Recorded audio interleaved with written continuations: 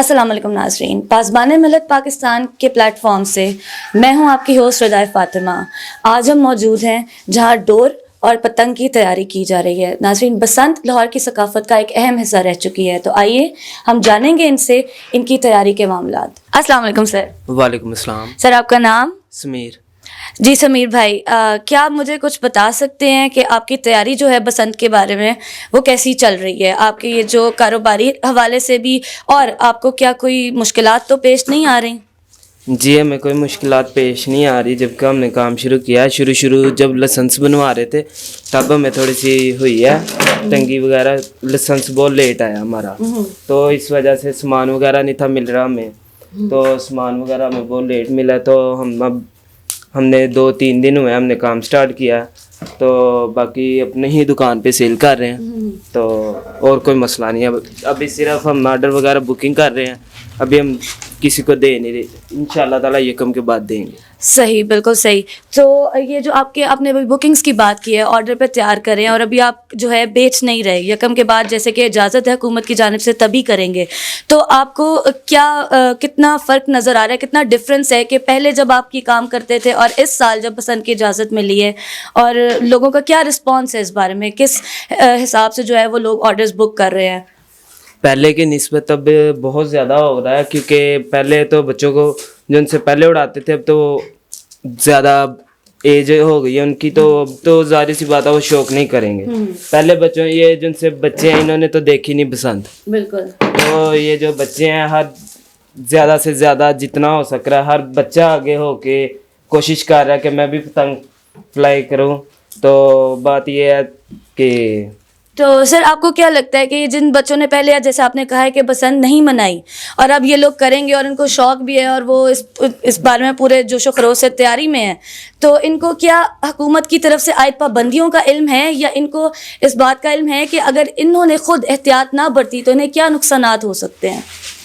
احتیاط کرنی تو ظاہر سی بات ہے بہتر ہے، کیونکہ اگر بسنت کے 3 روز کے بعد اگر منائیں گے، کوئی بھی گڈی ڈور اڑاتا ہے تو اس کو سزا بھی ہوگی اور حکومت کی جانب سے جرمانہ بھی ہوگا، تو اگر طریقے سے منائیں گے اگلے سال بھی انشاءاللہ تعالیٰ ہمیں یہ ایونٹ منانے کی دوبارہ اجازت مل سکتی ہے۔ اگر نہیں ایونٹ اچھے طریقے سے منائیں گے، ظاہر سی بات ہے آگے بھی 20 سال کے بعد دوبارہ ہو رہی ہے، تو دوبارہ تو مشکل ہے کہ دوبارہ پھر ہمیں ایونٹ ملے گا۔ یہ کہ آپ کو اس فی گڈے کی کاسٹ کیا پڑ رہی ہے، اور آپ اس کو سیل کتنے میں کریں گے؟ یہ کاسٹ تو آج بہت زیادہ پڑ رہی ہے، کیونکہ پیچھے سے نا سامان ہر چیز بہت زیادہ مہنگی ہو گئی ہے۔ کراچی سے بانس آ رہا ہے، تو جب بانس آ رہا ہے تو یہ مارکیٹ والے بہت زیادہ مہنگا دے رہے ہیں، اس وجہ سے ریٹ اس کا زیادہ ہو گیا، کاسٹ بہت زیادہ آ رہی ہے سامان کے اوپر۔ کتنی آ رہی ہے؟ کتنی؟ کم از کم 150-200 روپیہ تو گھر پڑ جاتا بنا کر۔ ٹھیک ہے، اور آپ آگے اس کو سیل کتنے میں کریں گے؟ اسے ہم سیل دکان پہ بھیجیں گے، اپنی دکان پہ جائے گا، وہاں پہ والد صاحب اور چاچو جو ہیں جو بھی ریٹ وہ 250 روپیہ ریٹ نکالا ہم نے گڈے کا، تو انشاءاللہ 250 ہی بیچیں گے۔ صحیح۔ تو ایک سوال میں آپ سے اور کروں گی کہ حکومت نے جو اس دفعہ ہمیں بسنت منانے کی اجازت دی ہے، ہمیں یہ اپرچونٹی دی ہے، تو آپ کو کیا لگتا ہے یہ عوام کے حق میں جائے گی یا ان کے خلاف جائے گی؟ عوام اگر احتیاط برتیں گے اور جیسے SOPs جاری کیے گئے ہیں ان کو فالو کریں گے تو ان کو اس بات کا زیادہ فائدہ ہوگا، یا پھر بھی یہ بات نقصان میں ہی جائے گی؟ اور آپ کیا سمجھتے ہیں، یہ ایسا ہونا چاہیے یا رک جانا چاہیے؟ میں تو یہی کہوں گا کہ جو چل رہا ہے جیسے چل رہا ہے، اگر تو حکومت کی جانب سے لوگ منائیں گے، انشاءاللہ تعالیٰ ہمیں آنے والے روز میں بھی دوبارہ کام کرنے کا ملے گا، یہ کاروبار بھی بہتر چلے گا۔ جی انشاءاللہ بالکل۔ السلام علیکم۔ وعلیکم السلام۔ سر، آپ کا نام؟ میرا نام منیب۔ اچھا منیب بھائی، آپ سے میرا سوال ہے کہ چونکہ 2 دہائیوں سے جو ہے بسنت پر پابندی عائد رہی ہے اور کسی حکومت نے اس پر اتنا فوکس نہیں کیا، تو نون لیگ نے اس دفعہ ہمیں جو اپرچونٹی دی ہے، بسنت پھر سے بحال کی ہے اور جو ہے ہمیں یہ خوشی منانے کا موقع دیا ہے، آپ کو کیا لگتا ہے یہ عوام کے لیے فائدہ مند ہے؟ جی بالکل، کیونکہ 20 سال سے یہ بند تھی، تو جو اس چیز کا کاروبار سارے کرتے تھے وہ سب فری ہو گئے، کاروبار ان کے سارے خراب ہو گئے۔ اب جو کہ یہ تہوار آیا ہے تو اس وجہ سے سب پھر کام میں لگ گئے ہیں، جو فری بیٹھے ہوئے تھے اتنی دیر سے، اب کاروبار ماشاءاللہ ان کا چل رہا ہے، بہت اچھا چل رہا ہے، تو یہ بند نہیں ہونی چاہیے۔ अगले साल भी होनी चाहिए। किस तरह का जोश व वलवला जो है वो आपको अवाम में नज़र आ रहा है, नौजवानों में, और आप समेत आप क्या सोचते हैं इस बारे में, इस दफ़ा कितनी रौनक होगी?